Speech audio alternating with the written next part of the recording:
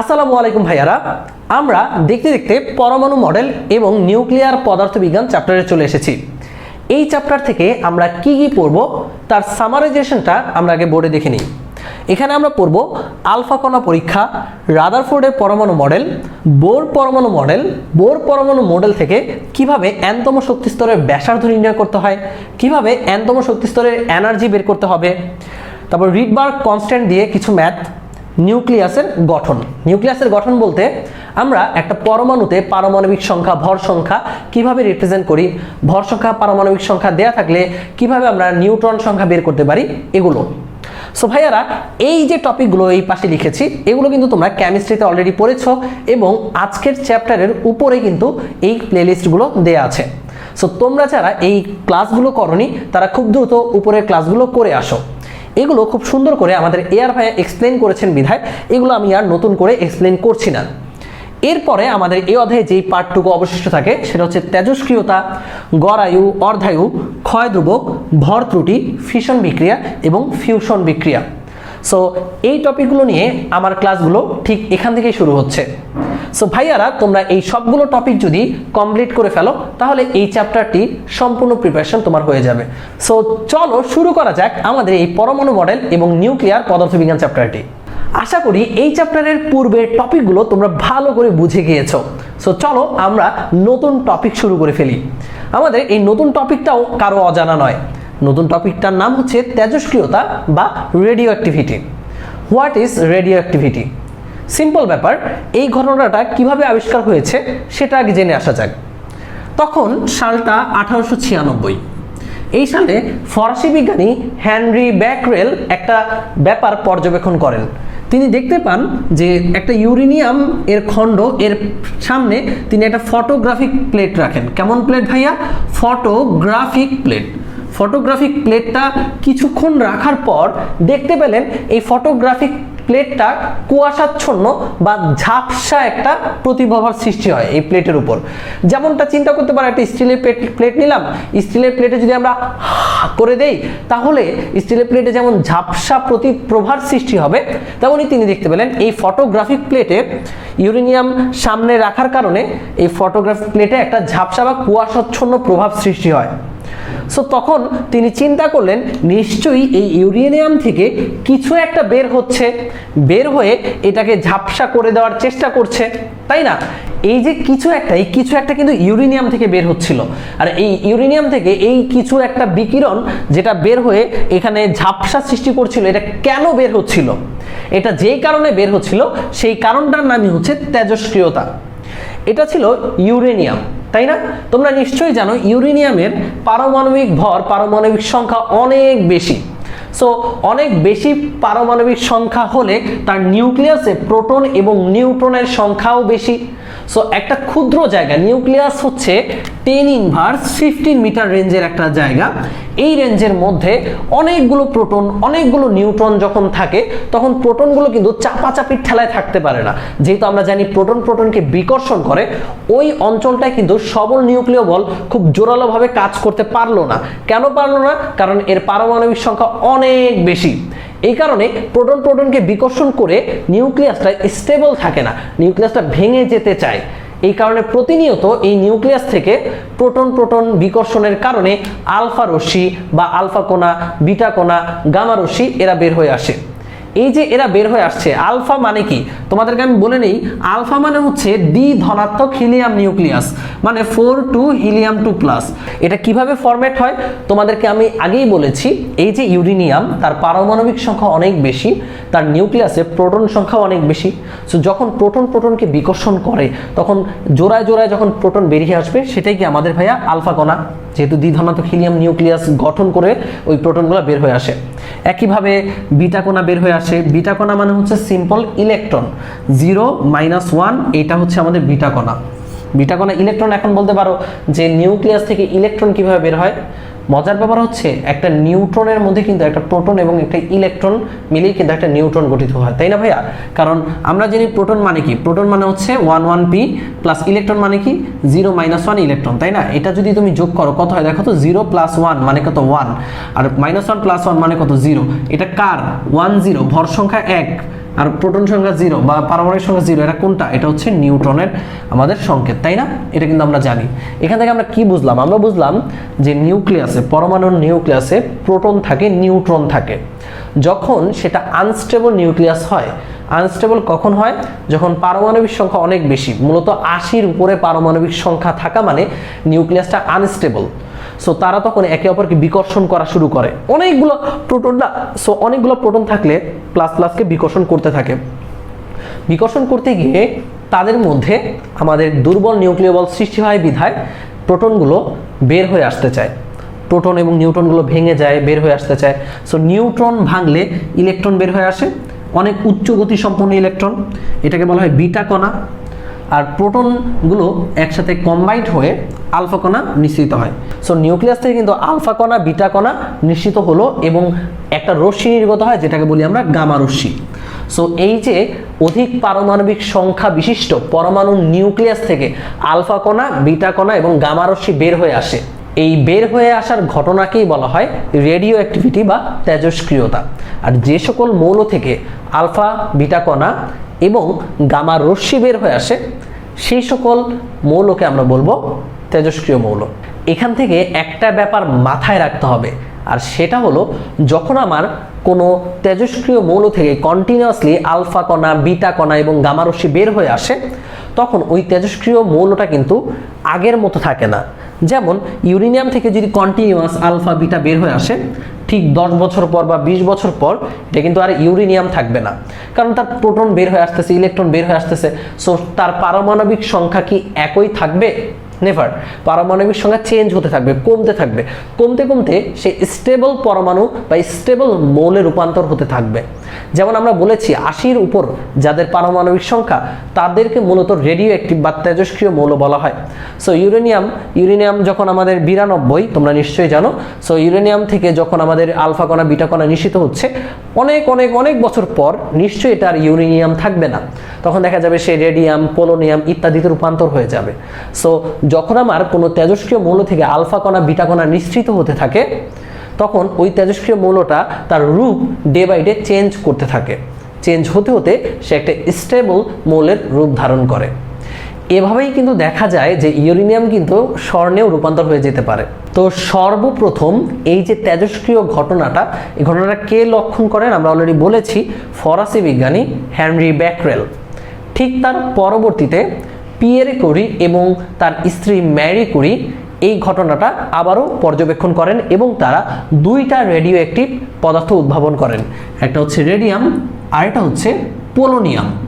Radium and polonium. Radium and polonium যে তেজস্ক্রিয়, এটা কে আবিষ্কার করেছে ভাইয়া?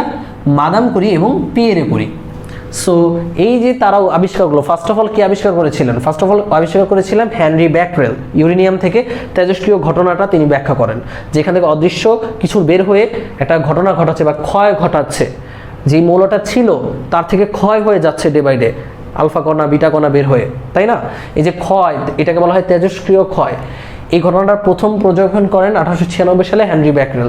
ঠিক তার পরবর্তীতে মাদাম কুরি এবং পিয়েরে কুরি এই দুইটা তেজস্ক্রিয় পদার্থ উদ্ভাবন করেন, রেডিয়াম এবং পোলোনিয়াম।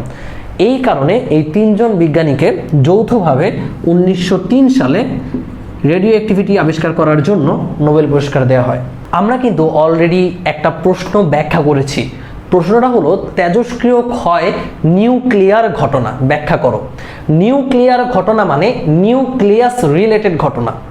ব্যাখ্যাটা তোমরা কিভাবে করবা? ব্যাখ্যাটা এইভাবে করবা, যাদের পারমাণবিক সংখ্যা অনেক বেশি, যে সকল মৌলের পারমাণবিক সংখ্যা বেশি, তাদের নিউক্লিয়াসে মানে খুব ক্ষুদ্র জায়গায় অনেকগুলো প্রোটন এবং অনেকগুলো নিউট্রন থাকে। তোমরা চাইলে ইউরেনিয়াম 235 এর উদাহরণটা টেনে নিয়ে আসতে পারো। সো এখানে যখন একটা ক্ষুদ্র জায়গায়, নিউক্লিয়াসটা তো অনেক ক্ষুদ্র, তাই না?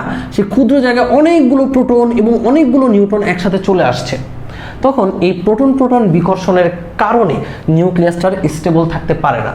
নিউক্লিয়াসটা স্টেবল না থাকার কারণে আমার প্রোটনগুলো বিভিন্ন কণা আকারে বের হয়ে আসে, প্রোটন নিউট্রনগুলো কণা আকারে বের হয়ে আসে, আলফা কণা, বিটা কণা এবং গামা রশ্মি আকারে বের হয়ে আসতে আসতে নিউক্লিয়াসটা ক্ষয় হতে থাকে। নিউক্লিয়াস ক্ষয় হওয়ার এই যে ঘটনা, এই যে আলফা কণা, বিটা কণা এবং গামা রশ্মি বের হচ্ছে, এই ঘটনাকেই বলা হচ্ছে তেজস্ক্রিয়তা। এটা কেন সৃষ্টি হচ্ছে? এটা তো নিউক্লিয়াস থেকেই সৃষ্টি হচ্ছে, তাই না? এই কারণে আমরা বলতে পারি তেজস্ক্রিয় ঘটনা হচ্ছে নিউক্লিয়ার ঘটনা। এবার আমরা জানবো এই যে তেজস্ক্রিয়তার ফলে কোনো একটা মৌল থেকে আলফা কণা, বিটা কণা এবং গামা রশ্মি বের হয়ে আসে, এইটা বিজ্ঞানীরা কেমনে জানলো? এটা 1899 সালে রাদারফোর্ড এবং 1900 সালে ভিলার্ড পরীক্ষার মাধ্যমে প্রমাণ করেন যে 3 ধরনের জিনিস তেজস্ক্রিয় মৌল থেকে বের হয়ে আসে। আলফা কণা, বিটা কণা, মানে এরা দুজন কণা, এবং একটা রশ্মি বের হয় যে রশ্মিটার নাম হচ্ছে গামা রশ্মি। সো অনেকেই আমরা গামাকেও কণা বলে ফেলি, তা কিন্তু ভুল হবে। কণা বের হয় 2 ধরনের, আলফা কণা এবং বিটা কণা, আর রশ্মি বের হয় একটা, তাড়িৎচুম্বক বিকিরণ, যেটা হচ্ছে আমাদের গামা রশ্মি। সো এই সম্পর্কে আমরা একটা এক্সামিনেশন এক্সপ্লেইন করব, কিভাবে আমরা বুঝলাম তাড়িৎচুম্বক বিকিরণে আলফা কণা, বিটা কণা এবং গামা রশ্মি বের হয়ে আসে। এ সম্পর্কে ম্যারি কুরি একটা পরীক্ষা করেন। পরীক্ষাটি কিভাবে করে আমি এক্সপ্লেইন করে দিচ্ছি। এটা হচ্ছে একটা সীসার পাত, বলতে পারো একটা সীসার ব্লক, ইটের মতো। এটার মাঝখানে আমি ফুটা করলাম, মানে একটা ইট নিলাম, সীসার একটা ইট টাইপের বস্তু নিলাম, ওটার মাঝখানে আমি ছিদ্র করলাম। করতে করতে এখানে আমি একটা তেজস্ক্রিয় মৌল বা রেডিও অ্যাক্টিভ মৌল ঢুকিয়ে দিলাম। এটা রেডিয়াম হতে পারে বা পোলোনিয়াম হতে পারে, যেহেতু তার রেডিয়াম এবং পোলোনিয়াম আবিষ্কার করেছিল, সেখানে আমি তেজস্ক্রিয় মৌল ঢুকিয়ে দিলাম। এরপর এর সামনে ঠিক বরাবর একটা আমি ফটোগ্রাফিক প্লেট রাখলাম। ফটোগ্রাফিক প্লেট রেখে এই টোটাল সিস্টেমটাকে একটা বায়ু নাই এরকম একটা প্রকোষ্ঠের মধ্যে ঢুকিয়ে দিলাম। যেমন একটা কাচের কোনো প্রকোষ্ঠে ঢুকাইলাম যেখানে বায়ু নাই, মানে বাতাস নেই। বাতাস থাকলে বাতাস দ্বারা এটা প্রভাবিত হতে পারে। সো একটা প্রকোষ্ঠে ঢুকিয়ে আমি কোনো কিছুর সাহায্যে ওই প্রকোষ্ঠ থেকে যতটুকু বায়ু ছিল তার টেনে বের করে ফেললাম। ওকে, মানে বায়ু নিরোধক করে ফেললাম, বায়ু নিরোধ করে ফেললাম প্রকোষ্ঠ থেকে। এবার এই বায়ুহীন প্রকোষ্ঠে আমরা একটা বাহ্যিক ম্যাগনেটিক ফিল্ড বা চৌম্বক ক্ষেত্র অ্যাপ্লাই করলাম। এরপর কি ঘটনা ঘটে? এরপর তিনি দেখতে পান ফটোগ্রাফিক প্লেটে 3 জায়গায় 3টা দাগ পড়েছে। একটা খুব সোজা দাগ পড়েছে, একটা এদিকে দাগ পড়েছে, আর একটা দাগ পড়েছে একটু উপরের দিকে। ব্যাপারটা আমি একটু এক্সপ্লেইন করি। ব্যাপারটা হচ্ছে যে তিনি 3টা দাগের মাধ্যমে বুঝতে পারলেন এখান থেকে 3 ধরনের রেডিও অ্যাক্টিভ বিকিরণ বের হয়েছে, তাই না?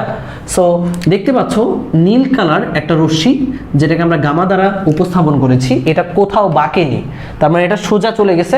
এটা ম্যাগনেটিক ফিল্ডের কারণেও কিন্তু বাঁকে নাই, তার মানে এটা আধান নিরপেক্ষ। যদি এর মধ্যে আধান থাকতো তাহলে ম্যাগনেটিক ফিল্ডের কারণে কিন্তু বেঁকে যেত জিনিসটা। সো এইটা বলতে পারি আমরা এটা কোনো কণা নয়। এটা যদি কণা হতো তাহলে ম্যাগনেটিক ফিল্ডের কারণে বাঁকতো। এটা রশ্মি, এই কারণে বাঁকে নাই। এটা হচ্ছে আমাদের গামা রশ্মি, যেটা সোজা একদম যেই বরাবর আমি রেডিও অ্যাক্টিভ পদার্থটা রাখছিলাম ঠিক সেই বরাবর গিয়ে আঘাত করছে ফটোগ্রাফিক প্লেটে। এই কারণে ফটোগ্রাফিক প্লেটে একদম সোজা বরাবর একটা দাগ পেয়ে গেলেন। ঠিক আরেকটা কণা তিনি দেখলেন যে কম বাঁকছে। কম কখন বাঁকে? যখন সেটা ভারী হয়। ভারী হলে ম্যাগনেট দ্বারা কম বাঁকবে, স্বাভাবিক। সো তিনি বুঝলেন এখানে এমন একটা কণা বেঁকেছে যেটা ম্যাগনেট দ্বারা কম বেঁকেছে, বিধায় তিনি ধরে নিলেন এটা হচ্ছে তুলনামূলক ভারী। আর আরেকটা অনেক বেশি বেঁকেছে, তার উল্টো দিকে বেঁকেছে। তাহলে একটা একদিকে বাঁকলে আরেকটা তার উল্টো দিকে বেঁকেছে। আচ্ছা ভাইয়া, যখন একটা একদিকে যাচ্ছে আরেকটা উল্টো দিকে যাচ্ছে, তাহলে আমরা কি ধরে নিতে পারি? ওটা পজিটিভ হলে এটা তার নেগেটিভ। সহজ কথা, ম্যাগনেট দ্বারা কোনটা বিপরীত দিকে আকর্ষিত হয়? ধরো আমি আকর্ষিত হলাম সামনের দিকে, তাহলে আরেকটা জিনিস বিকর্ষিত হয়ে গেল। কারণ বুঝতে পারলাম যে ম্যাগনেট যে আমাকে আকর্ষিত করছে আর ওইটারে বিকর্ষিত করছে, এটা মানে হলো যে আমি হচ্ছি ওইটার উল্টো। সহজ কথা, মানে ম্যাগনেট একটা রশ্মিকে এদিকে বাঁকাইছে আরেকটাকে উল্টো দিকে বাঁকাইছে, তার মানে এটা যদি পজিটিভ হয় এটা হচ্ছে নেগেটিভ। এটাকে কম বাঁকাইছে এই কারণে এটা বেশি ভারী, ওইটা কম ভারী। সো যেটা বেশি ভারী সেটা হচ্ছে আলফা, যেটাকে আমরা বলছি দ্বি ধনাত্মক হিলিয়াম নিউক্লিয়াস। যেটা কম ভারী সেটা হচ্ছে বিটা রশ্মি বা বিটা কণা, যেটা হচ্ছে একটা ইলেকট্রন। সো আমাদের আলফা, বিটা, গামা সম্পর্কে ক্লিয়ার আইডিয়া থাকতে হবে, কারণ এগুলো দিয়ে প্রচুর পরিমাণে প্রশ্ন অ্যাডমিশন, এইচএসসি, এমসিকিউতে চলে আসে। আলফা মানে হচ্ছে 4 হিলিয়াম নিউক্লিয়াস। তোমরা অলরেডি জেনেছো এই 4 হচ্ছে ভর সংখ্যা, 2 হচ্ছে প্রোটন সংখ্যা এবং হিলিয়াম নিউক্লিয়াস, দ্বি ধনাত্মক হিলিয়াম নিউক্লিয়াস। বিটা মানে হচ্ছে 0-1 ইলেকট্রন। ওকে ভাইয়া, তোমরা চাইলে এটা 2+ দিলেও দিতে পারো, না দিলেও কোনো সমস্যা নেই। সো 4 হিলিয়াম ধরতে পারো আলফা, আর 0-1 ইলেকট্রন হচ্ছে আমাদের বিটা। আর গামা হচ্ছে রশ্মি, এটা আধান নিরপেক্ষ। আর একটা ব্যাপার ক্লিয়ার হতে হবে যে এই যে বিটা কণা এটা নিউক্লিয়াস থেকে কিভাবে বের হয়েছে, এটা অলরেডি আমি আগের টপিকেই এক্সপ্লেইন করেছি, তারপর আমি আবারও এক্সপ্লেইন করছি। আমরা জানি নিউক্লিয়াসে নিউট্রন থাকে, নিউটনের ভর সংখ্যা কত ভাইয়া 1, কিন্তু কোনো চার্জ বা কোনো প্রোটন কিছুই নাই, এই কারণে পারমাণবিক সংখ্যা হচ্ছে 0। এই হচ্ছে আমাদের একটা নিউট্রন। একটা নিউট্রন ভাঙলে দুইটা জিনিস পাওয়া যায়, একটা প্রোটন পাওয়া যায় 1,1p, আরেকটা পাওয়া যায় ইলেকট্রন 0-1e। খেয়াল করে দেখো, তুমি যদি, আমরা জানি সমীকরণের উভয় পাশে ভর সংখ্যা এবং পারমাণবিক সংখ্যা সমান হতে হয়। দেখো তো এখানে কত আছে, ভর সংখ্যা 1, আর এখানে কত আছে 1 + 0 মানে কত, 1 + 0 মানে কত ভাইয়া 1, তাহলে ভর সংখ্যা মিলে গেছে। একইভাবে এখানে পারমাণবিক সংখ্যা কত 0, তাহলে এই পাশেও পারমাণবিক সংখ্যার যোগফল কত হইতে হবে, 0 হইতে হবে। 1 + -1 মানে কত 0। তার মানে বুঝতে পারলাম একটা নিউটনের মধ্যে একটা প্রোটন এবং একটা ইলেকট্রন নিহিত থাকে। সো নিউক্লিয়াসে যখন নিউট্রনগুলো ফেটে বের হয়ে আসে তখন উচ্চ গতি সম্পন্ন ইলেকট্রন বের হয়। এই উচ্চ গতি সম্পন্ন ইলেকট্রনকেই বিটা কণা দ্বারা অভিহিত করা হয়। আর আলফা কণা হচ্ছে 4 হিলিয়াম, সহজ কথা। সো আলফা এবং বিটা সম্পর্কে আমাদের বিশদ ধারণা থাকতে হবে, এই কারণে ইকুয়েশনে আমাদের ব্যালেন্সটা জানতে হবে। কারণ একটা ইকুয়েশন দিয়ে দিবে, তোমাকে একটা জিনিস মিসিং বলে দিবে, ওইটা বের করতে হবে। ওইটা বের করতে হলে অবশ্যই তোমার আলফা বিটা সম্পর্কে ভালো আইডিয়া রাখতে হবে। সো ওই ধরনের প্রশ্ন আমরা সমাধান করব, কোনো সমস্যা নেই। আপাতত আমরা ম্যারি কুরির পরীক্ষাটা নিয়ে আলোচনা করে ফেললাম এবং ইনশাল্লাহ আমরা এটা বুঝে ফেললাম যে আলফা কণা সে কিভাবে বুঝলো, বিটা কণা কিভাবে বুঝলো এবং গামা রশ্মি কিভাবে বুঝলো। সো আশা রাখি তোমরা তেজস্ক্রিয়তা কি এই ঘটনাটা বুঝতে পেরেছো। এবার তোমাদের কাজ হচ্ছে আলফা কণা, বিটা কণা এবং গামা রশ্মি সম্পর্কে যে বৈশিষ্ট্যগুলো আছে সেই বৈশিষ্ট্যগুলো একবার রিডিং পড়া এবং কিছু বৈশিষ্ট্য মুখস্থ রাখা। এখন আমরা জানবো তেজস্ক্রিয় ক্ষয় সম্পর্কে। তেজস্ক্রিয়তা আবিষ্কারের ঠিক 3 বছর পর বিজ্ঞানী এলস্টার এবং গাইটেল উভয়ে লক্ষ্য করেন কোনো তেজস্ক্রিয় পদার্থের তেজস্ক্রিয়তা সময়ের সাথে সাথে কমতে থাকে। এটা মানে কি? এটা মানে হচ্ছে দেখা গেল ইউরেনিয়াম 235, এক্সাম্পলে আমরা নিয়ে আসলাম ইউরেনিয়াম 235কে। ধরো শুরুতে সে যত হারে ক্ষয় হতো, ক্ষয় হওয়া মানে কি, যত হারে আলফা বিটা গামা রশ্মি বের হতো তার মধ্যে দিয়ে একটা নির্দিষ্ট সময় যাওয়ার পর ওই হারটা কমে গেছে, মানে সে নিজেও কমে গেছে, সে মনে করো নিজে কমে অর্ধেক হয়ে গেছে। দেখা গেল এখন আলফা বিটা গামা আগের মতো করে আর বের হচ্ছে না। মানে শুরুতে মনে করো 10টা আলফা বিটা গামা বের হতো, বাট যখন সে অর্ধেক হয়ে গেছে দেখা গেল সে 5টা এখন বের হচ্ছে। যখন সে আরও কমে গেছে তখন দেখা যায় 2টা বের হচ্ছে। মানে সময়ের সাথে সাথে তেজস্ক্রিয়তার হার কমতে থাকে। এই ঘটনাটা প্রথম লক্ষ্য করেন বিজ্ঞানী এলস্টার এবং গাইটেল। যেহেতু তেজস্ক্রিয়তা হওয়ার ন্যাচারাল একটা ঘটনা, সো কোন সময়ে কতটুকু ভেঙে যাবে, কোন পরমাণু ভেঙে যাবে সেটা বলা প্রায় অসম্ভব একটা ঘটনা। কিন্তু বিভিন্ন এক্সপেরিমেন্টের সাহায্যে এটা প্রমাণ করা যায় কোনো একটা নির্দিষ্ট সময়ে তেজস্ক্রিয় ভাঙন বা ক্ষয়ের হার ওই সময়ে উপস্থিত পরমাণুর সংখ্যার সমানুপাতিক। আমি কি বললাম? তেজস্ক্রিয় ক্ষয়ের হারটা হবে ওই সময় উপস্থিত অক্ষত পরমাণুর সংখ্যার সমানুপাতিক। ব্যাপারটা তোমাকে যদি আমি একটু এক্সপ্লেন করতে যাই, ধরা যাক t = 0 সময়, যখন আমরা সময় এখনো গণনা শুরু করিনি, তখন একটা ইউরেনিয়ামের চাক্কা বা একটা খণ্ড আছে। এই খণ্ডের মধ্যে পরমাণু আছে n0t পরমাণু আছে। এবার সময় অতিবাহিত হওয়ার সাথে সাথে এটা ক্ষয় হয়ে যাবে। ক্ষয় হতে হতে টি সময় পর ক্ষয় হয়ে অবশিষ্ট আছে n সংখ্যক nt পরমাণু অবশিষ্ট আছে। এখন এখানে ক্ষয়ের হারটা যদি আমরা বের করতে পারি যে ডিটি সময় যদি dn পরিমাণ ক্ষয় হয় তাহলে ক্ষয়ের হার কত হবে? তেজস্ক্রিয় ক্ষয়ের হার হবে dn/dt। এখানে dnটা কি? dn হচ্ছে dt সময়ে যতটুকু ক্ষয় হয়, তাহলে ক্ষয়ের হার হবে dn/dt। তো আমরা একটু আগে যেই ফর্মুলাটা পড়লাম যে তেজস্ক্রিয় ক্ষয়ের হার হবে ওই সময় পর উপস্থিত অক্ষত পরমাণুর সংখ্যার সমানুপাতিক। তাহলে এই যে dn/dt এটা হচ্ছে ক্ষয়ের হার, এটা হবে ওই সময় পর মানে t সময় পর উপস্থিত অক্ষত পরমাণুর সংখ্যার সমানুপাতিক। t সময় পর অবশিষ্ট আছে কত ভাই? n। তাহলে এই হচ্ছে আমাদের ফর্মুলা। এবার এই ফর্মুলায় একটু সংশোধন করতে হবে, সেটা হচ্ছে এখানে মাইনাস দিতে হবে। কেন মাইনাস দিতে হবে? কারণ dn/dt হচ্ছে ভাঙনের হার, কারণ প্রতিনিয়ত এটা হ্রাস পেয়ে যাচ্ছে, তাই না? ভেঙে হ্রাস পেয়ে যাচ্ছে বিধায় আমরা মাইনাস দিব। তাহলে minus dn/dt is proportional to existing পরমাণুর সংখ্যা। এখানে n হলো বর্তমানে অবশিষ্ট বা অক্ষত পরমাণুর সংখ্যা। এবার সমীকরণটাকে যদি আমরা প্রিসাইজ করতে চাই তাহলে সমীকরণ আসবে dn/dt is equal to minus lambda N. এখানে লক্ষণীয় যে আমরা সমান চিহ্ন দিয়ে সমানুপাতিক ধ্রুবক নিয়ে আসলাম। এই ধ্রুবকটা তোমরা তরঙ্গ দৈর্ঘ্য মনে করো না, এটা হচ্ছে ল্যামডা। এটাকে বলা হয় ভাঙনের হার ধ্রুবক বা ক্ষয় ধ্রুবক। সো আমরা কোন সমীকরণটা পেলাম? আমরা পেলাম মাইনাস dn/dt সমান ল্যামডা ইন্টু এন। কোনটা কি? এখানে dn/dt হচ্ছে ভাঙনের হার, ল্যামডা হচ্ছে ক্ষয় ধ্রুবক এবং এন হচ্ছে অবশিষ্ট টি সময় পর অবশিষ্ট বা অক্ষত পরমাণুর সংখ্যা। এবার এখান থেকে যদি আমরা ল্যামডার মানটা বের করতে চাই তাহলে কি আসবে? Minus dn/dt divided by N. এবার ভাইয়া এখানে এন এর মান যদি তুমি 1 বসাও, মানে একটি পরমাণু ধরো অবশিষ্ট আছে, তাহলে ল্যামডার একটা সংজ্ঞা তুমি পেয়ে যাবা। তাহলে ল্যামডা চলে আসতেছে মাইনাস dn/dt। এখান থেকে আমরা ল্যামডাকে সংজ্ঞায়িত করতে পারি। ল্যামডাকে কিভাবে সংজ্ঞায়িত করা যায় ভাইয়া?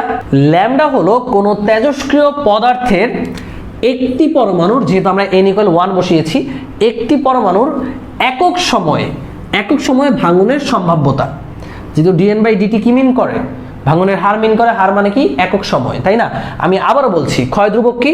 ক্ষয় ধ্রুবক হলো কোনো তেজস্ক্রিয় পদার্থের একটি পরমাণুর একক সময়ে ভাঙনের সম্ভাব্যতা। তো ল্যামডাকে আমরা যদি একটা সংখ্যার মাধ্যমে বোঝাতে চাই তাহলে এই এক্সাম্পলটা খেয়াল করো। রেডনের ক্ষয় ধ্রুবক 2.11 × 10⁻6 পার সেকেন্ড বলতে কি বোঝায়? রেডনের ক্ষয় ধ্রুবক 2.11 × 10⁻6 পার সেকেন্ড বলতে বোঝায় 1 সেকেন্ডে একটি রেডন পরমাণুর ভেঙে যাওয়ার সম্ভাবনা 1 মধ্যে 2.11 × 10⁻6 বার। ব্যাপারটা আবারও ক্লিয়ার করে দেই। 1 সেকেন্ডে একটি রেডন পরমাণুর ভেঙে যাওয়ার সম্ভাবনা 1 মধ্যে এত, 2.11 × 10⁻6। সো ল্যামডা সম্পর্কে যদি প্রশ্ন আসে তাহলে অনুধাবনমূলক প্রশ্ন আসবে যে ল্যামডা কি বা ক্ষয় ধ্রুবক কি, ক্ষয় ধ্রুবক বলতে কি বুঝো। তখন ক্ষয় ধ্রুবক কাকে বলে এটা লিখে, এই ফর্মুলাটা লিখে রেডনের ক্ষয় ধ্রুবক এত বলতে কি বোঝায় সেটা বলে দিলেই তুমি 2 এ 2 পেয়ে যাবে। এখন আমরা এই অধ্যায়ের একমাত্র সূত্র সম্পর্কে জানবো, যেই সূত্রের নাম হলো তেজস্ক্রিয় রূপান্তর সূত্র। চলো সূত্রটা আমরা এক্সপ্লেন করি। কোন একটা তেজস্ক্রিয় পদার্থের t = 0 সময়ে পরমাণুর সংখ্যা ছিল n0। তো ক্ষয় হতে হতে টি সময় পর অবশিষ্ট বা অক্ষত পরমাণুর সংখ্যা হলো n। তাহলে ক্ষয় ধ্রুবক যদি ল্যামডা হয়, আমরা একটা ফর্মুলা শিখেছি। ফর্মুলা কি লিখতে পারবো? আমরা ফর্মুলা লিখতে পারবো dn/dt সমান মাইনাস ল্যামডা n অথবা মাইনাস dn/dt সমান ল্যামডা n, তোমার ইচ্ছা, লিখলাম। এবার ভাইয়া আমরা এই সমীকরণটাকে একটু মডিফাই করি। কিভাবে মডিফাই করব? বা dn এর নিচে n কে নিয়ে আসি, dn/n সমান মাইনাস ল্যামডা dt লিখে ফেললাম, dt কে ওই সাইডে নিয়ে গেলাম। এবার আমরা এটাকে ইন্টিগ্রেশন করে ফেলি। কোন সীমার মধ্যে ইন্টিগ্রেশন করব ভাইয়া? যখন t = 0, মানে যখন সময়ের মান 0 ছিল, পরমাণু কয়টা ছিল বলো তো? সময় যখন 0, পরমাণু ছিল হচ্ছে আমার n0, টোটালটাই ছিল। যখন আমার সময় অতিবাহিত হয়ে টি পাস হয়ে গেছে, টি সময় পাস হয়ে গেছে, মানে যখন আমার সময় টি, তখন পরমাণুর সংখ্যা কত? এক্সিস্টিং পরমাণুর সংখ্যা হচ্ছে n। তো এই লিমিটের মধ্যে আমরা ইন্টিগ্রেশন করে পাই কি পাই? এখানে ইন্টিগ্রেশন দিলাম, এখানেও ইন্টিগ্রেশন দিলাম। এটা কি ভাই? পরমাণুর সংখ্যা। সো এখানে পরমাণুর সংখ্যা বসাতে হবে। পরমাণুর সংখ্যা যখন n0, তখন এখানে টাইম কত বসবে? 0। যখন পরমাণুর সংখ্যা হচ্ছে n, তখন এখানে টাইম কত বসবে? t। এখানে যেহেতু টাইম আছে, এখানে পরমাণু আছে, এই কারণে আমরা এখানে পরমাণুর সংখ্যার লিমিট দিলাম, এখানে আমরা টাইমের লিমিট দিলাম। অবশ্যই সামঞ্জস্য করে দিতে হবে। টাইম যখন 0, পরমাণুর সংখ্যা n0, টাইম যখন t, এক্সিস্টিং পরমাণুর সংখ্যা হচ্ছে n। এবার এটাকে কিন্তু আমরা ইন্টিগ্রেশন সবাই করতে পারি, কারণ কাব্য ভাইয়ের ইন্টিগ্রেশন কিন্তু আমরা সবাই করেছি। এটা কি 1/n dn। 1/n dn মানে কি ভাইয়া? ln n, কোনো সন্দেহ নাই। এবার আপার লিমিট কত? ln n এর আপার লিমিট হচ্ছে n, মানে অবশিষ্ট বা অক্ষত পরমাণুর সংখ্যা, ডিভাইডেড বাই 0 সময়ে আদি পরমাণুর সংখ্যা, এটা লিখতে পারি n0। এখানে কি আসে ভাইয়া? ল্যামডা তো ক্ষয় ধ্রুবক, সেটাকে যদি আমরা বাহির করে দেই, মাইনাস ল্যামডা থাকবে। Integration of dt, integration of dt মানে কত? t। dx এর ইন্টিগ্রেশন করলে হয় x, dt এর ইন্টিগ্রেশন করলে পাবো আমরা t। আপার লিমিট কত? আপার লিমিট হচ্ছে t, লোয়ার লিমিট হচ্ছে 0, তাই তো? এবার ভাইয়া মানগুলো বসিয়ে তুমি ক্যালকুলেট করে ফেলো। আমি নিচের লাইনগুলো মুছে দিচ্ছি। বা এই n এর প্লেসে একবার আপার লিমিট বসবে, তাহলে n এর প্লেসে একবার n বসবে, তাহলে ln n, মাইনাস দিয়ে n এর প্লেসে একবার লোয়ার লিমিট বসবে, তাহলে ln n0। আর এখানে আসবে কি ভাইয়া মাইনাস ল্যামডা, টি এর প্লেসে একবার আপার লিমিট বসবে মানে টি, আবার টি এর প্লেসে একবার লোয়ার লিমিট বসবে, তাহলে মাইনাস দিয়ে টি এর প্লেসে লোয়ার লিমিট মানে 0, তাই তো? এবার ভাই এটা সমাধান করো।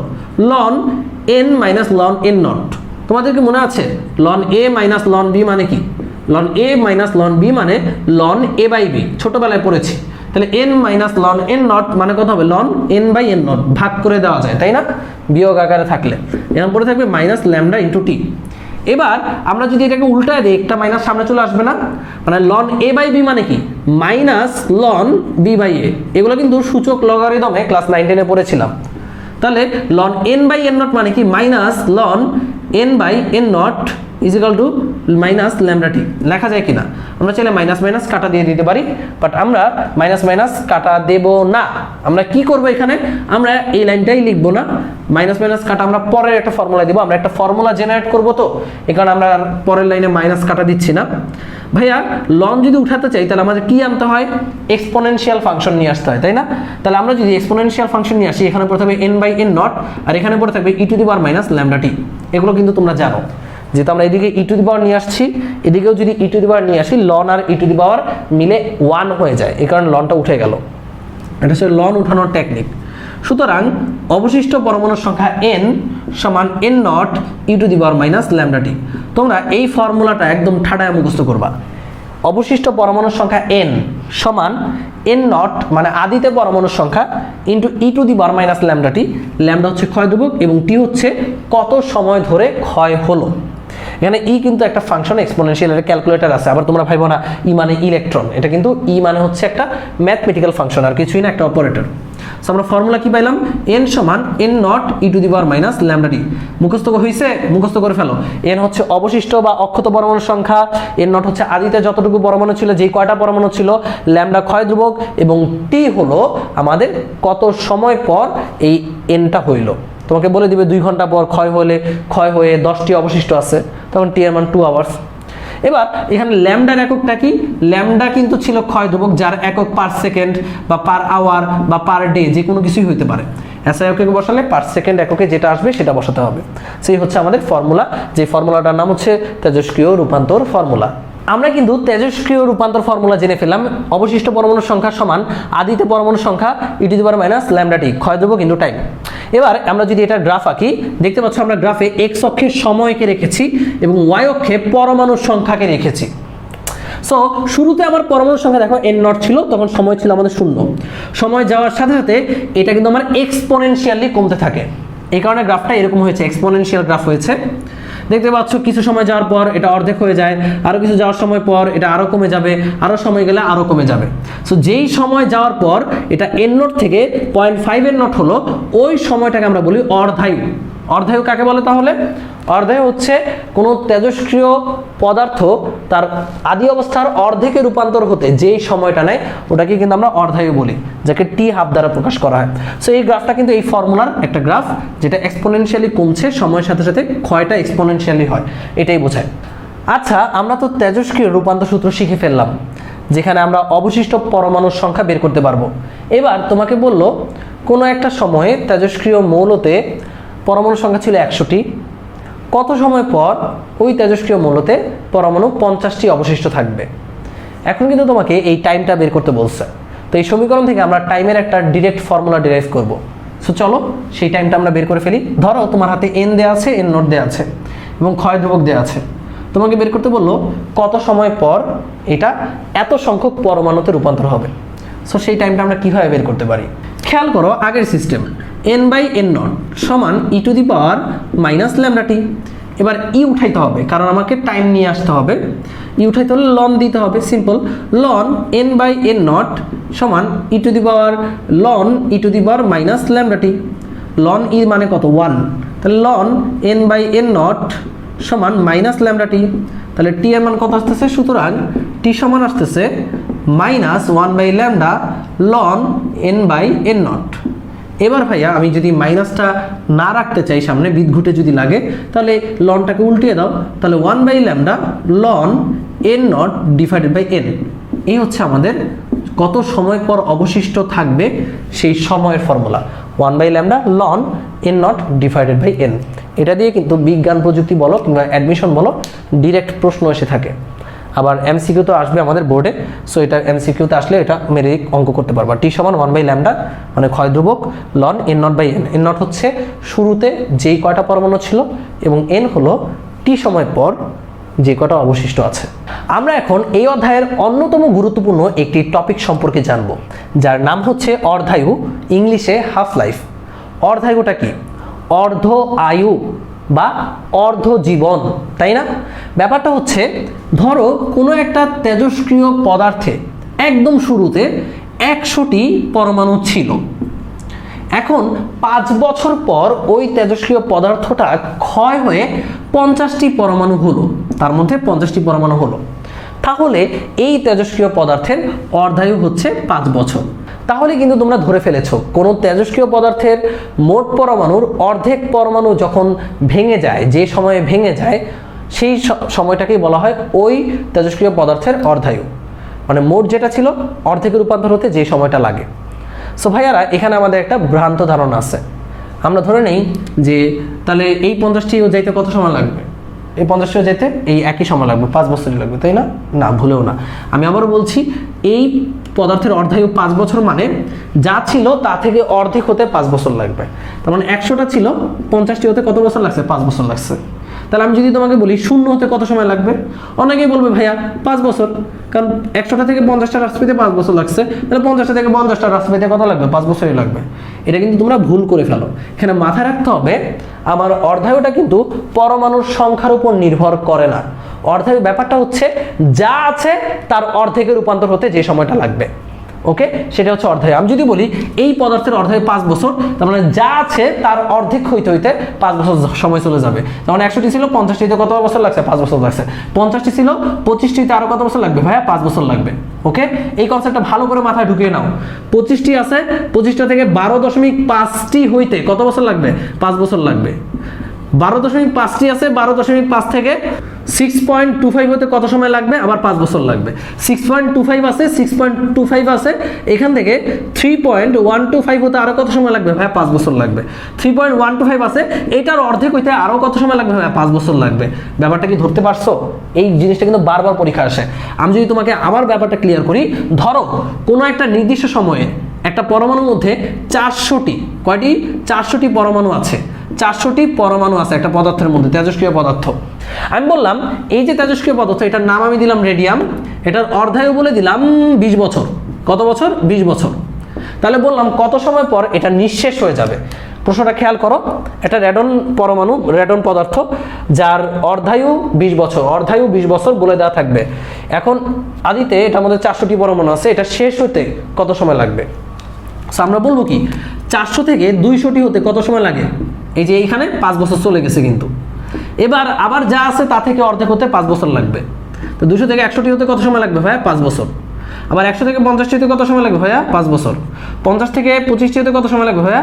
5 বছর। 25 থেকে 12.5 হতে কত সময় লাগবে? আবার 5 বছর। 12.5 থেকে যদি আমরা 6.25 বানাতে চাই তাহলে আবার কত বছর? 5 বছর। 6.25 থেকে আমরা যদি 3.125 বানাতে চাই তাহলে আরো 5 বছর। এভাবে তোমার হিসাব করে করে শূন্যে যেতে হবে।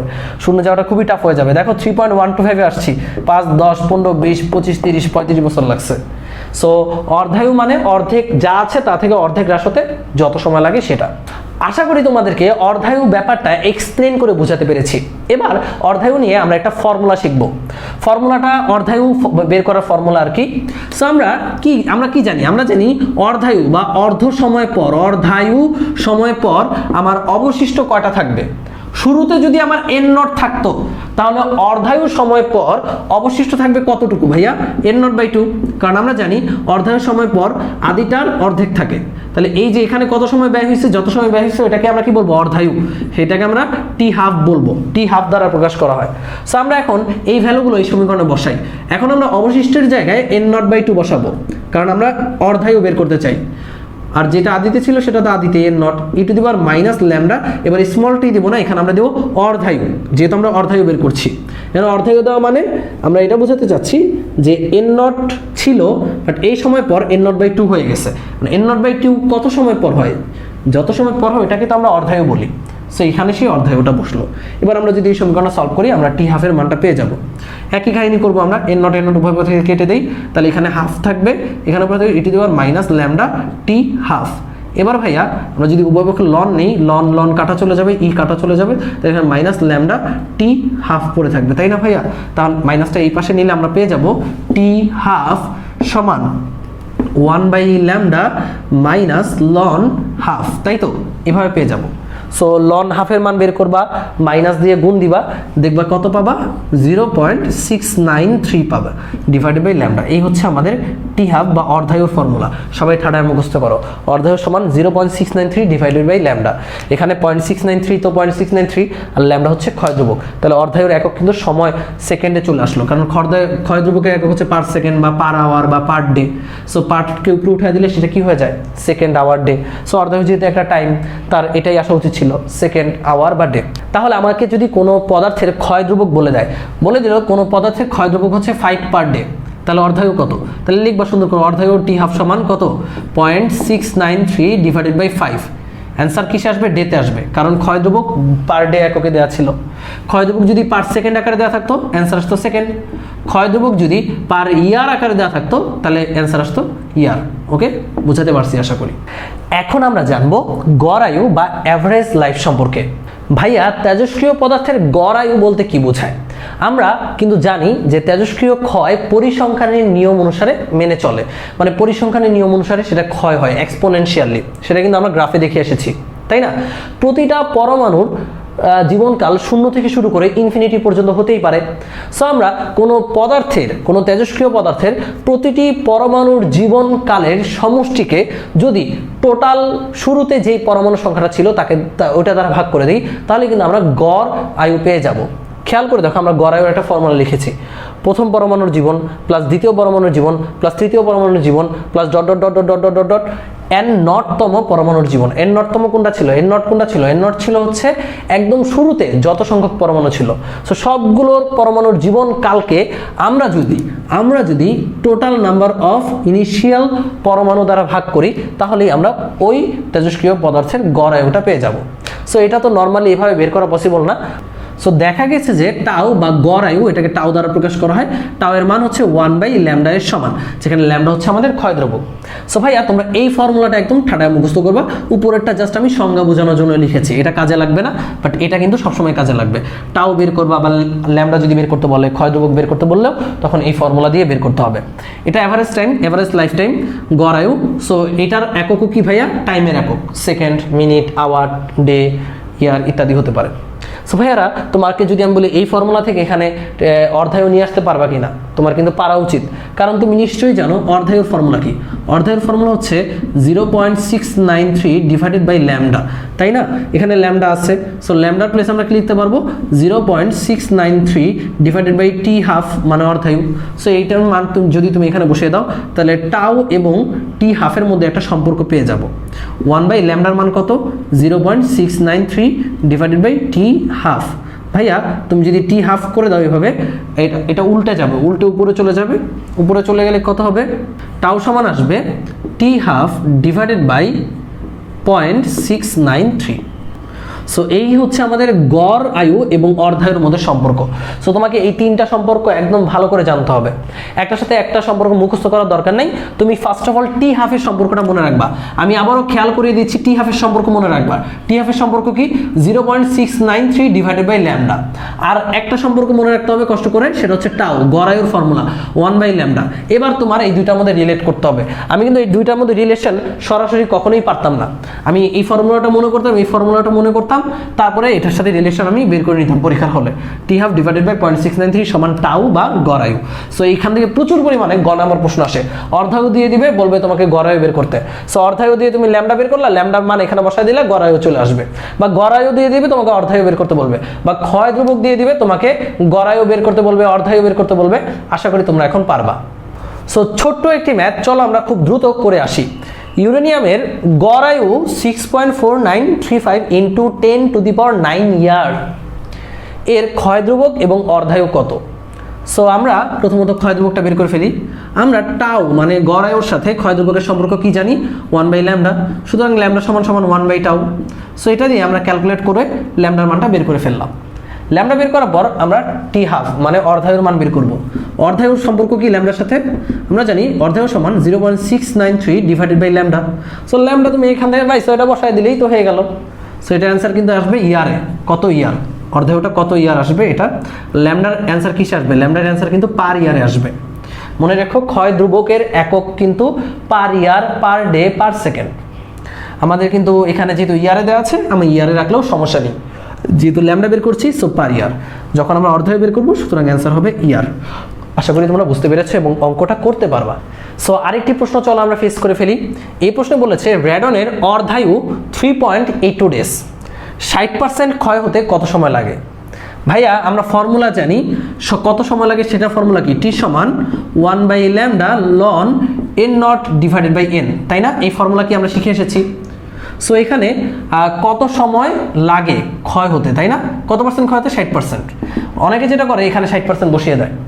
ভাইয়া এটা কি এখানে কোনটা কি? এখানে n নোট হচ্ছে আদিতে যত ছিল, n হচ্ছে যত অবশিষ্ট আছে, আর ল্যামডা হচ্ছে ক্ষয় ধ্রুবক, তাই না?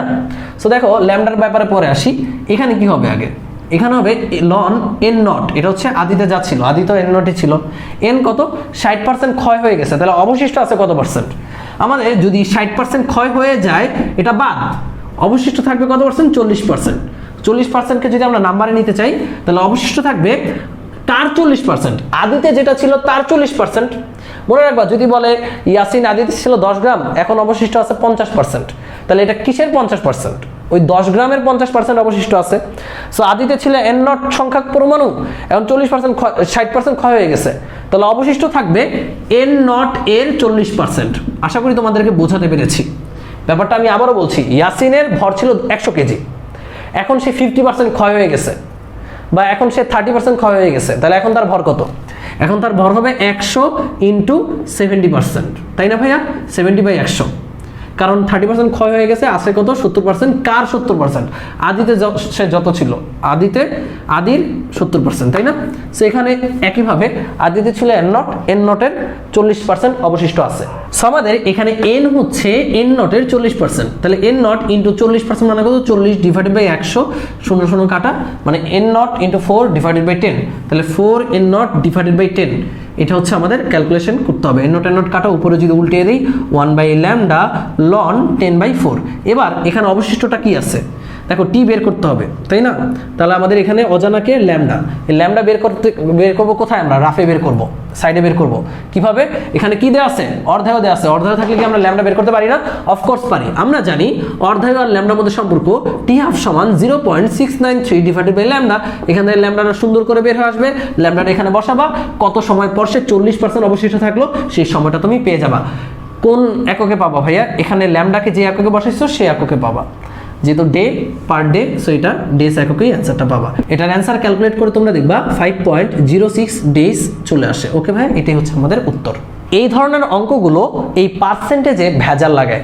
যদি তোমাকে বলা হয় 30% অবশিষ্ট আছে, তাহলে এখানে n হবে n নট এর মানে গুণন 30%।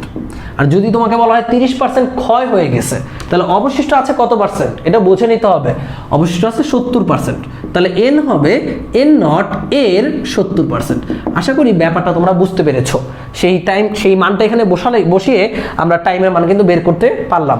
টাইমের মান বের করার জন্য ল্যামডাটা দরকার ছিল, যেটা আমরা অর্ধায়ু থেকে বের করে নিয়েছি, আগে থেকে বের করে এখানে বসিয়েছি। আমরা টাইমটা পেয়ে গেলাম যে আসলে কত সময় পর 60% ক্ষয় হয়ে যাচ্ছে।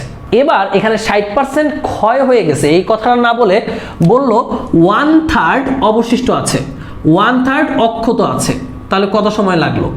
তাহলে ভাইয়া n এবং n নটের মানটা কত? n নটের মান অলওয়েজই n নট, এটা নিয়ে কোনো ঝামেলা নাই। 1/3 অক্ষত আছে মানে কি? তাহলে n হবে n নট ডিভাইডেড বাই 3, তখন এই n এর জায়গায় এই মানটা বসিয়ে করতে হবে, সহজ কথা। আর যদি বলে 1/3 ক্ষয় হয়ে গেছে, তাহলে n কত হবে বলো তো ভাইয়া? ক্ষয় হয়ে যাওয়া মানে কি? আমাদের বের করতে হবে অবশিষ্ট বা অক্ষত আছে কত। 1/3 যদি ক্ষয় হয়ে যায় তাহলে অবশিষ্ট থাকে 1 - 1/3, তাহলে কত হয়? 3 উপরে 2, এটা তাহলে আমাদের অবশিষ্ট থাকে। তাহলে n এর মানটা হবে n নট ইন্টু 2/3। এই মানটা আমাদের এখানে তখন বসাতে হবে। আচ্ছা, ধরো তোমাকে অবশিষ্ট পরমাণুর সংখ্যা বা যা ছিল সেই পরমাণুর সংখ্যা না বলে তোমাকে বলল ছিল 100 গ্রাম, অবশিষ্ট আছে 20 গ্রাম। এবার তুমি এখানে কোনটা এন কোনটা এন নট এটা নিয়ে কনফিউজড হয়ে যাবা। তুমি বলবা ইয়াসিন ভাই শিখিয়েছিলেন এন নট হচ্ছে শুরুতে যেই কয়টি পরমাণু ছিল, তবে এটা পরমাণুর সংখ্যা, আর শেষে যে কয়টি পরমাণু থাকে সেটা হচ্ছে এন। বাট এখানে তো গ্রাম বলে দিচ্ছে, এখন কোনটা কি? সবসময় মাথায় রাখবা পরমাণুর সংখ্যা এবং গ্রাম এদের সম্পর্ক হচ্ছে সমানুপাতিক, যে যত বেশি পরমাণুর সংখ্যা থাকবে সেটা গ্রাম কি তত বেশি হবে, তাই না? সো সমানুপাতিক সম্পর্ক বিধায় তুমি যখন অনুপাতে যখন তুমি বসাচ্ছ মানে এন নট বাই এন বসাচ্ছ, তখন তুমি কিন্তু চাইলে এন নটের জায়গায় 100 গ্রাম বসাতে পারবা এবং এন এর জায়গায় 20 বসাতে পারবা। কারণ অনুপাত করলে যদি সমানুপাতিক সম্পর্ক থাকে তাহলে ওই সমানুপাতিক সম্পর্কের জায়গায় এই অন্য রাশিটা বসিয়ে দেয়াই যায়। ফর এক্সাম্পল, আমি তোমাকে বললাম ভি ইজ প্রপোর্শনাল টু টি, তাহলে আমি যদি কোথাও বলি টাইমের অনুপাত T2/T1 এর অনুপাত হচ্ছে 5/2, তাহলে কি তুমি এক্স্যাক্টলি বলতে পারবে না V2/V1 এর অনুপাতও কত হয় 5/2, কারণ সমানুপাতিক সম্পর্ক। সো যেহেতু আমাদের পরমাণুর সংখ্যার সাথে পরমাণুর ওজনের বা ভরের সমানুপাতিক সম্পর্ক আছে, সেহেতু তোমাকে যদি বলা থাকে শুরুতে ছিল 100 গ্রাম, শেষ হয়েছে 20 গ্রাম, তাহলে আমাদের কত সময় লাগবে? তাহলে তুমি টি সমান লিখতে পারবা 1/λ ln n not by n ছিল। সো তুমি এখানে জাস্ট লিখবে m not divided by m, m দ্বারা বোঝাবা যে ভর, তখন এখানে এম নটের মানগুলো বসিয়ে দেবে। এম নটের মান বসাবে 100 গ্রাম, এম এর মান বসাবে 20 গ্রাম, কোনো সমস্যা নেই। সো গ্রাম দেওয়া থাকলে কিন্তু কনফিউজড হওয়া যাবে না। আমরা এখন টাইপ 6-এ পড়ব ভর ত্রুটি ও বন্ধন শক্তি। এই টপিকটা সায়েন্স, টেকনোলজি এবং ইঞ্জিনিয়ারিং এর জন্য খুবই গুরুত্বপূর্ণ। আমরা এমনভাবেই পড়বো যেন সব কিছু কভার হয়ে যায়। ভাইয়া, এখানে খালি তোমার জানতে হবে যোগ বিয়োগ করাটা, তাহলেই তুমি পারবে। সো চলো আমরা কনসেপ্টটা ক্লিয়ার হয়ে নিই। একটা পরমাণুর নিউক্লিয়াসে কি কি থাকে? প্রোটন এবং নিউট্রন থাকে। এখন একটা নিউক্লিয়াসের ভর মনে করো m, নিউক্লিয়াসের ভর m। এখন এই m ভরের নিউক্লিয়াসে যদি zT প্রোটন থাকে এবং n সংখ্যক নিউট্রন থাকে, এখন আমরা সেখান থেকে কি লিখতে পারি? z সংখ্যক প্রোটন, প্রতিটি প্রোটনের আলাদা আলাদা ভর মনে করো mp, প্রতিটি নিউট্রনের আলাদা আলাদা ভর মনে করো mn। তাহলে ভাইয়া z সংখ্যক প্রোটনের ভর কত হবে? zmp।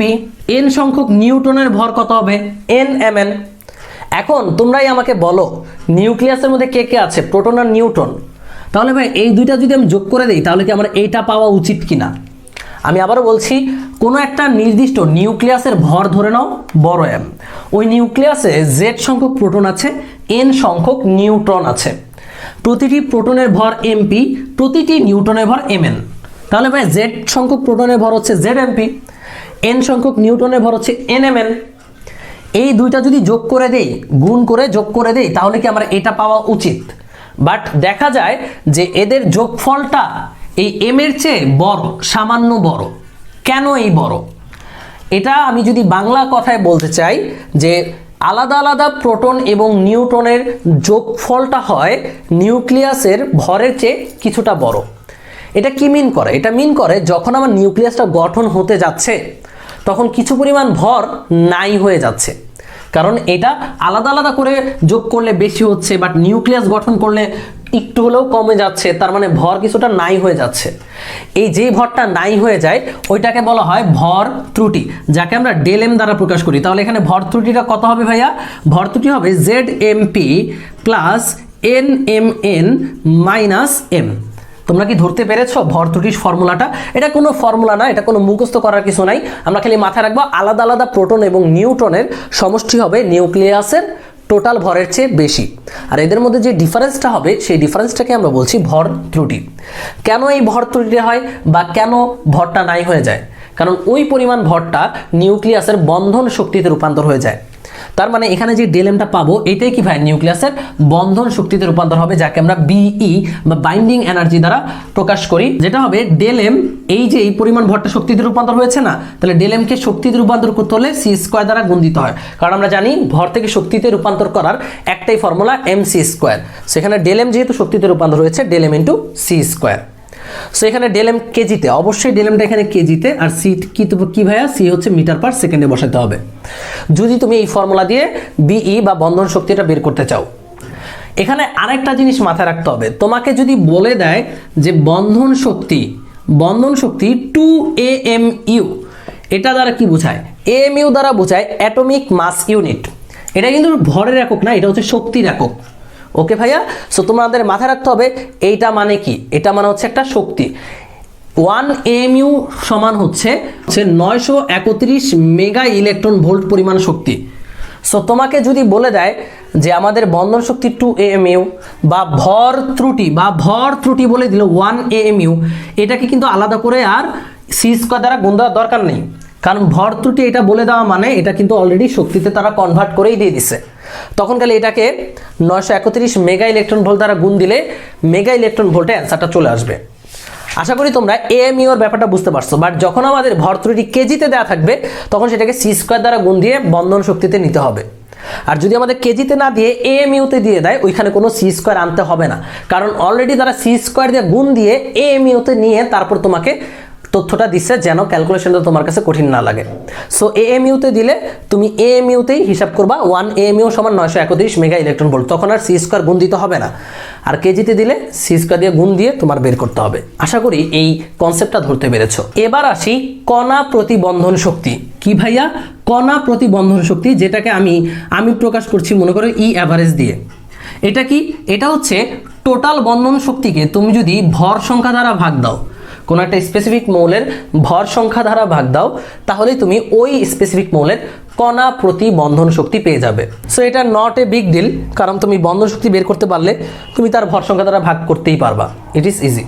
সো চলো আমরা কিছু ম্যাথ করে ফেলি। ভর ত্রুটি ও বন্ধন শক্তি নিয়ে একটা চমৎকার ম্যাথ আমরা এখন করব। বলা আছে এই যে জিঙ্ক, এই নিউক্লিয়াসের ভর ত্রুটি ও বন্ধন শক্তি কত দেয়া আছে। একটি নিউটনের ভর 1.009 AMU এবং একটি প্রোটনের ভর 1.007 AMU। সো আমি তোমাদের আগেই বলে দিচ্ছি, এখানে যেহেতু AMU তে দেয়া আছে, সো এখানে শক্তিতে রূপান্তর করতে হলে আমার খালি 931 মেগা ইলেকট্রন ভোল্ট দ্বারা গুণ দিলেই হয়ে যাবে, এটাকে আর c² দ্বারা গুণ দেওয়ার দরকার নেই। সো আমরা ফার্স্ট অফ অল ভর ত্রুটিটা বের করি। ভর ত্রুটি হচ্ছে ΔM। এটা কি ভাইয়া? আলাদা আলাদা প্রোটন এবং নিউটনের যোগফল থেকে টোটাল নিউক্লিয়াসের ভরটা বিয়োগ করে দেব। সেখানে প্রোটন কয়টা আছে? প্রোটন আছে 30টা, পারমাণবিক সংখ্যা। তো 30টা প্রোটন, প্রতিটি প্রোটনের ভর হচ্ছে 1.007, তাহলে 30 × 1.007 এই গেল প্রোটনের ভর, প্লাস নিউট্রনের ভর। এখানে নিউট্রন কয়টা আছে ভাইয়া? ভর সংখ্যা থেকে পারমাণবিক সংখ্যা বিয়োগ দিলেই নিউট্রন সংখ্যা পাই।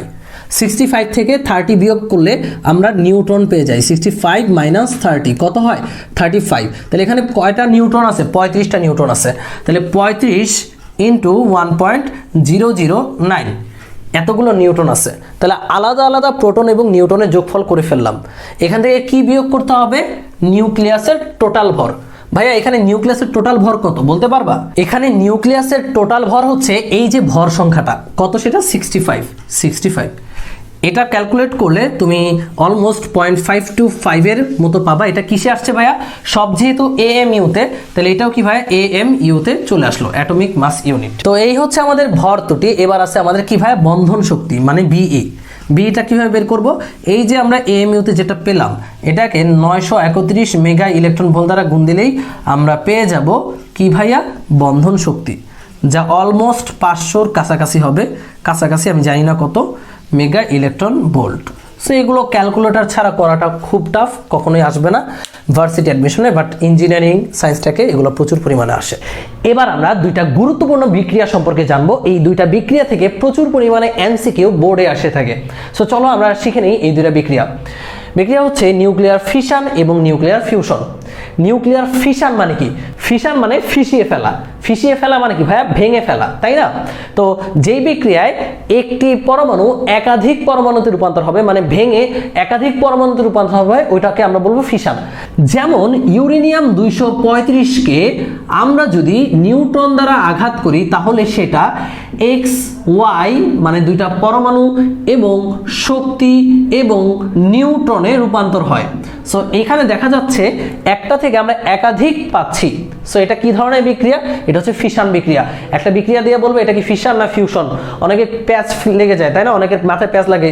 ফিশন মানে কি একাধিকে ভাগ হওয়া, নাকি ফিউশন মানে একাধিকে ভাগ হওয়া। সো তোমাদেরকে এটা মনে রাখার জন্য বলে দিলাম, ফিশন মানে ফিশিয়ে ফেলা, মানে ভেঙে ফেলা, ভেঙে ফেলা মানে কি একাধিক পাবো। সো এটাই কি আমার ফিশন। এবার আমরা আসি ফিউশন। ফিউশন মানে কি ভাইয়া? ফিউশন মানে একসাথে যুক্ত হয়ে নতুন কিছু তৈরি করা। যেমন আমরা যদি একটা হাইড্রোজেন পরমাণুর সাথে একটা নিউট্রন পরমাণু যোগ করে দেই, এটা হয়ে যাবে 2,1H। সো এখানে দেখতে পাচ্ছ দুইটা মিলিত হয়ে একটা গঠন করছে। সো এটা হচ্ছে আমাদের ফিউশন বিক্রিয়া। সো ফিশন এবং ফিউশন সম্পর্কে আশা করি একটা আইডিয়া পেয়ে গেলাম, যে আইডিয়া দিয়ে আমরা কিন্তু ইজিলি এমসিকিউ ক্র্যাক করে ফেলতে পারবো। আমরা নিশ্চয়ই জানি যে এই তেজস্ক্রিয় মৌলগুলো আছে তাদের থেকে প্রতিনিয়ত বিভিন্ন ধরনের রশ্মি বের হয়। আলফা রশ্মি, বিটা রশ্মি, গামা রশ্মি। রশ্মি বের হতে হতে তারা ক্ষয় হতে থাকে, ক্ষয় হতে হতে তারা অন্য কোনো পারমাণবিক সংখ্যা বিশিষ্ট মৌলে রূপান্তর হয়। সো এখন আমরা এই টাইপটাই পড়ব, যার নাম হচ্ছে তেজস্ক্রিয় ক্ষয়। এই টাইপটা থেকে খুবই সহজ প্রশ্ন ঢাকা ইউনিভার্সিটি সহ বিভিন্ন ভার্সিটিতে এসে থাকে। সো চলো এই টাইপটা আমরা শিখে ফেলি। এই টাইপটা পারতে হলে তোমার খালি যোগ এবং বিয়োগ পারতে হবে। আমরা কি যোগ বিয়োগ পারি? যদি আমাদের উত্তর হয়ে থাকে হ্যাঁ, তাহলে আমরা এই টাইপটা খুব ক্লিয়ার করেই বুঝে ফেলবো। এই টাইপ বোঝার আগে কয়েকটা জিনিস মুখস্থ করতে হবে। একটা হচ্ছে আলফা। আলফা মানে কি? আলফা মানে হচ্ছে 4 হিলিয়াম নিউক্লিয়াস, হিলিয়াম 2+। ওকে ভাইয়া, জাস্ট এটা মাথায় রাখতে হবে আলফা। এরপর মাথায় রাখতে হবে বিটা মানে কি? ভাই বিটা মানে 0-1 ইলেকট্রন। এই যে এখানে -1, তোমরা নিশ্চয়ই জানো এই উপরেরটাকে বলা হয় ভর সংখ্যা, নিচেরটাকে বলা হয় পারমাণবিক সংখ্যা, তাই না? আর এই উপরে যেটা থাকে সেটাকে বলা হয় চার্জ। এই যে এই সাইডে যেটা থাকে চার্জের মান। আলফা রশ্মি শিখলাম, বিটা রশ্মি কি সেটাও জানলাম। এবার গামা। গামা হচ্ছে চার্জহীন একটা তড়িৎচুম্বকীয় তরঙ্গ। সো গামাকে আমরা প্রকাশ করতে পারবো না। আমরা নিউট্রনকে প্রকাশ করি কিভাবে? নিউট্রন হচ্ছে যার ভর সংখ্যা 1, পারমাণবিক সংখ্যা 0, এই ধরনের একটা জিনিস, এটাকে বলছি আমরা নিউটন। সো আমরা আলফা, বিটা, নিউটন সম্পর্কে আইডিয়া পেয়ে গেলাম। এবার আমরা ডিরেক্ট এগুলোকে ইমপ্লিমেন্ট করা শিখি, যে কোথায় আসলে আমরা এগুলোকে ইমপ্লিমেন্ট করব। সো এই টাইপের ম্যাথ করতে হলে আমাদের দুইটা রুলস ফলো করতে হবে। প্রথম রুলসটা হচ্ছে সমীকরণের উভয় পাশে ভর সংখ্যা সমান হতে হবে। সমীকরণের উভয় পাশে ভর সংখ্যা সমান হতে হবে, এটা হচ্ছে 1 নাম্বার রুলস। 2 নাম্বার রুলস হচ্ছে সমীকরণের উভয় পাশে পারমাণবিক সংখ্যা সমান হতে হবে। যদি এই দুটা রুলস আমরা মেইনটেইন করি তাহলে আমাদের অঙ্ক শেষ। সো চলো এই দুটা রুলস অ্যাপ্লাই করে আমরা একটা ম্যাথ দেখে আসি। তেজস্ক্রিয় ক্ষয় সংক্রান্ত এই চমৎকার ম্যাথটি ঢাকা ইউনিভার্সিটির 15-16 সেশনে এসেছিল। ভাইয়ারা শুধুমাত্র এই একটা ম্যাথ না, এই টাইপের বহু ম্যাথ ডিউতে বহুবার আসছে। তুমি জাস্ট একটা ম্যাথ পারলেই বাকি সবগুলোই পারবা, কারণ সবগুলোই যোগ বিয়োগের খেলা। এখান থেকে এই চ্যাপ্টার থেকে এই ম্যাথগুলোই বেশি আসে। সো প্রথম প্রশ্নটা কি? পোলোনিয়াম যার ভর সংখ্যা 214, পারমাণবিক সংখ্যা 84, এর থেকে যদি আলফা বিকিরণ হয় তাহলে আমরা কি মৌল পাবো? ভাইয়ারা খুবই সিম্পল, আমরা এখানে লিখব পোলোনিয়াম, এটা হচ্ছে 214 ভর সংখ্যা আর 84 হচ্ছে পারমাণবিক সংখ্যা। এখান থেকে আমরা আলফাটা বিকৃত করে দেব, মানে আলফাটাকে বের করে দেব। আলফা মানে কি আমি বুঝাইছি। আলফা মানে কি? আলফা ছিল 4 হিলিয়াম নিউক্লিয়াস, তাই না? হিলিয়াম 2+। গেল। এখন এটা বের করে দিলে নতুন যে মৌলটা সেটা আসলে আমরা কি পাবো? খুবই সিম্পল, দেখো তো ভর সংখ্যা 4 তুমি বের করে দিচ্ছ। এখান থেকে যদি 4 বের হয়ে যায় তাহলে এখানে পরে থাকবে কত? 210। আবার পারমাণবিক সংখ্যাও তুমি 2 বের করে দিচ্ছ। এখান থেকে 2 বের হয়ে গেলে 84 থেকে 2 চলে গেলে কত থাকবে ভাই? 82। তাহলে আমরা যে নতুন মৌলটা পেলাম সেটা হচ্ছে এইটা, তাই না? দেখো তো উভয় পাশে ভর সংখ্যা এবং পারমাণবিক সংখ্যা সমান আছে কিনা। 214 - 4 কত হয়? 210। 84 - 2 কত হয় ভাইয়া? 82। তাহলে এখানেও 210 আছে, 82 আছে। দ্যাটস ওয়াই বুঝতে পারলাম যে আমাদের ইকুয়েশনটা সলভ করা হয়েছে। তাহলে এই মৌলটা মানে এই টাইপের মৌলটা অপশনে যেটা থাকবে ওইটাই আমি টিক দিয়ে দিব। কেন আমি এটা বলছি? অনেকেই ভাবতে পারো যে ভাইয়া এই মৌলটা কি, সেটা তো আমার সবসময় মুখস্থ রাখা পসিবল না। তখন আমি কি করব? তখন যেটা করবো সেটাই আমি অলরেডি বলছি, যে আমরা দেখবো 210 এবং 82 কোনটার মধ্যে আছে ওইটাকে আমরা টিক দিয়ে দিব। আর মূলত অনেকেই জানো এটা হচ্ছে লেড বা পিবি। সো ভাইয়া আমরা পেয়ে গেলাম লেড। পরবর্তী প্রশ্নটা আমার আগে তোমরাই সলভ করতে পারবা। এই প্রশ্নটা হচ্ছে একটা হিলিয়াম নিউক্লিয়াসের সাথে একটা নিউট্রনকে যোগ করে দিছি। এখানে পাইছি একটা হাইড্রোজেন, এইখানে কি হবে এটাই হচ্ছে প্রশ্ন। খুবই সহজ, উভয় পাশে ভর সংখ্যা এবং পারমাণবিক সংখ্যা সমান হতে হবে। এখানে ভর সংখ্যা কত, 4 আর 1 5, এখানে ভর সংখ্যা আছে কত 2, এখানে 5 হইতে হলে আর কত লাগবে বুঝতে পারতেছো, এখানে লাগবে 3, 3 2 5 গেল ভর সংখ্যা। এবার পারমাণবিক সংখ্যার পালা। ভাই এখানে কত 0, এটা কত 2, 0 প্লাস 2 মানে কত 2, এখানে কত 1, 1 প্লাস কি হইলে 2 হয়, এখানে কত হলে 2 হবে, 1 এর সাথে 1 যোগ করলে 2 হবে। সো এই হচ্ছে আমাদের যেই নতুন মৌলটা তার ভর সংখ্যা এবং পারমাণবিক সংখ্যা। এটা আসলে হাইড্রোজেনের একটা আইসোটপ যার নাম হচ্ছে ট্রিটিয়াম। সো এই হচ্ছে আমাদের অ্যান্সার। তোমার নাম জানতে হবে না, তুমি খালি এইটা বের করতে পারলেই হবে, কারণ অপশন দেওয়া থাকবে, অপশনে তুমি মিলিয়ে নিতে পারবা। পরবর্তী প্রশ্নটাও খুবই সহজ। 2512 ম্যাগনেসিয়ামের সাথে একটা লিথিয়াম পরমাণুকে যোগ করে দিলাম, এখানে আমরা সোডিয়াম পেয়ে গেলাম। সো এই প্রশ্নবোধক প্লেসে কত হবে? সো আমরা বলেছিলাম উভয় পাশে ভর সংখ্যা এবং পারমাণবিক সংখ্যার যোগফল সমান হইতে হবে। সো এখানে ভর সংখ্যার যোগফল কত, 25 প্লাস 5 কত হয় 30, এখানে কত আছে ভাইয়া 23, তাহলে কত হলে 30 হবে, এখানে 7 হলে 30 হবে, 23 প্লাস 7 মানে 30। এবার পারমাণবিক সংখ্যার পালা। এখানে কত আছে 12 আর 3 15, বাট এখানে আছে কত 11, 11 এর সাথে কত যোগ করলে 15 হয় ভাইয়া 4। সেই হচ্ছে আমাদের এখানে প্রশ্নবোধক চিহ্নের পরমাণুটা। এটা কি পরমাণু ভাইয়া, কার পারমাণবিক সংখ্যা 4? অফকোর্স বেরিলিয়াম, বেরিলিয়ামের 4, hydrogen, helium, lithium, beryllium. So answer হচ্ছে বেরিলিয়াম। সো ভাইয়ারা এই চ্যাপ্টার থেকে আমরা যেই টপিকগুলো স্টেপ ওয়াইজ পড়লাম, এই টপিকগুলো থেকেই কিন্তু বারবার প্রশ্ন আসে। তোমরা তোমাদের পাঠ্য বই খুলে দেখবা এই টপিকগুলোর বাইরে কোনো কিছুই নেই। কিছু আছে যেগুলো তোমার নিজের রিডিং পড়তে হবে, ওগুলো পড়ার দায়িত্ব অবশ্যই তোমার। ম্যাথমেটিক্যাল প্রতিটি টার্ম কিন্তু আমরা ধরে ধরে ব্যাখ্যা করে দিয়েছি। আশা করি তোমরা এই ম্যাথমেটিক্যাল টার্মগুলো বুঝতে পেরেছো। এই চ্যাপ্টারের উপর আমার দেয়া এবং এআর ভাইয়ার দেয়া লেকচারটি তুমি যদি সম্পূর্ণ পড়ে নোট করে ফেলতে পারো, এই চ্যাপ্টার থেকে তোমার আর বিন্দু মাত্র সমস্যা থাকবে না। সো খুব দ্রুত চ্যাপ্টারটি কমপ্লিট করে নোট করে ফেলো, এরপর বই থেকে চ্যাপ্টারটি একটি রিডিং দিয়ে ফেলো, তাহলেই তোমার এই চ্যাপ্টারটা 100% কমপ্লিট হয়ে যাবে।